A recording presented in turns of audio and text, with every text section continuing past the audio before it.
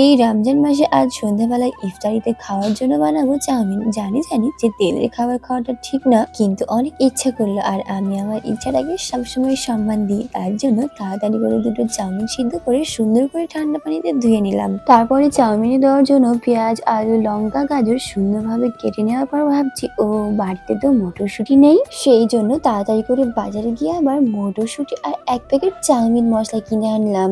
মানে আমি যখনই খাবার করবো ভাবি তখনই কোনো না কোনো একটা জিনিস মিসিং থাকবেই। কপাল খারাপ হলে যা হয় আর কি। যাই হোক, তারপর কড়াইতে তেল দিয়ে তেলটা ভালোভাবে গরম করে কেটে রাখা সবজিগুলো দিয়ে একটু নাড়াচাড়া করে হলুদ আর লবণ দিতে হবে। অবশ্যই কিন্তু সবকিছু পরিমাণ মতো দিতে হবে। তারপর ছাড়ানো মটরশুঁটিগুলো দিয়ে সুন্দরভাবে নিজের ইচ্ছা মতো ভাজতে হবে। আর সবজিটা ভাজা হয়ে যাওয়ার পর চাউমিনগুলো দিয়ে যে যেমন চাউমিন ভাজা খেতে পছন্দ করো ঠিক তেমন ভাবে ভেজে নিলেই চাউমিন তোমাদের রেডি। আর অবশ্যই কিন্তু সব শেষে চাউমিন মশলাটা দিতে হবে, না হলে চাউমিন রান্নার আর স্বাদ পাওয়া যাবে না।